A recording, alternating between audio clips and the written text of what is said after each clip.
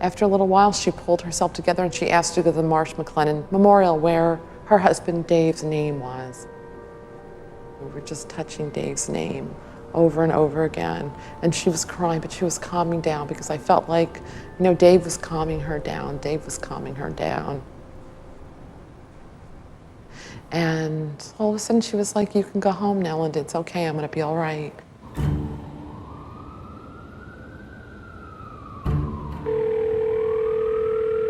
She begged me to call the reporter and tell him to stop. I called up and I left a message saying, I understand you're doing a story on her. She does not wish to have a story written on her. Please respect her request, her wishes. And that was it. And after I hung up, she started yelling at me, telling me that I probably just made it worse by telling him that. If he writes lies, you can just verify. All you have to do is just get Dave's parents to speak up, or his friends. I called him up and I said, you know, this is a really difficult time of the year. Can you please wait until after the anniversary? She said that she would do the interview then. He was screaming on the phone with me one day. He's like, why can't you just answer the questions?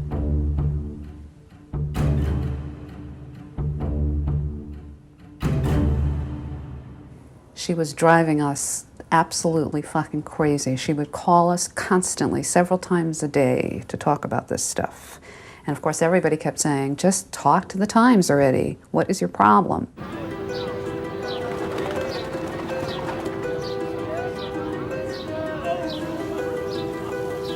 I remember the night before September 11th anniversary, she always had a barbecue at her house.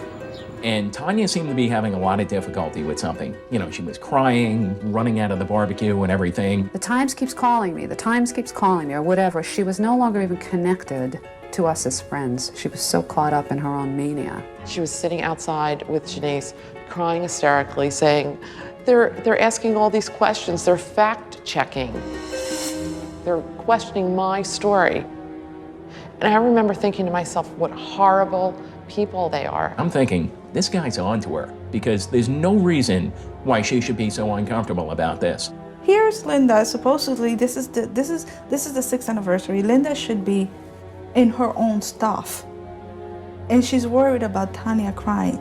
I begged her to give me something, a piece of evidence that I could go to the New York Times. I begged her, give me the name of the firefighter that carried you out that morning, the one that you were handed off to and threw you underneath that fire truck when the tower came down, right on West Street. You told me that story a million times. You and that firefighter survived. Everybody else in Tania's story had died. I begged her for the name of that firefighter, and she wouldn't give it to me. She would not give me the name of that firefighter. She wouldn't.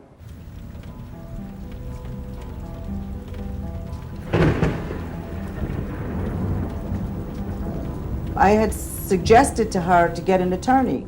I says, why don't you get yourself an attorney? This way, then you know what your rights are.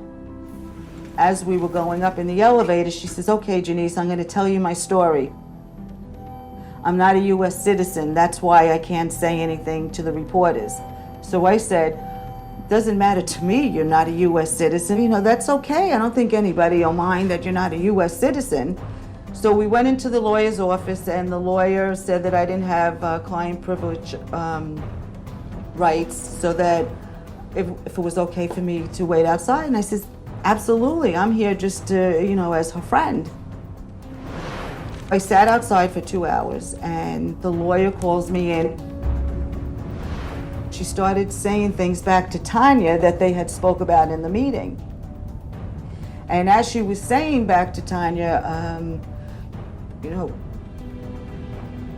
it's okay that you only knew Dave a few months. And now here, the story I had known was that she was married and, you know, they had this long relationship. My life was perfect.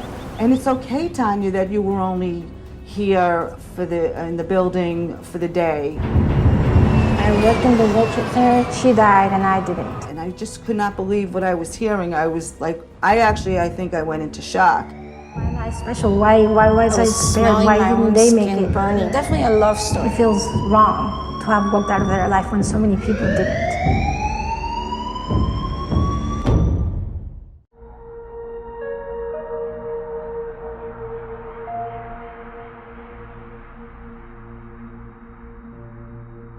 Janice called me and asked me if I was sitting down, and I said, yeah, I'm sitting down. I was having my cup of coffee. It was the morning, and she started telling me that Tania is not who she said she was. And she was like, oh no, come on. And I said, well, this is what I heard in the attorney's office, and the both of us started looking things up. She's not a fraud.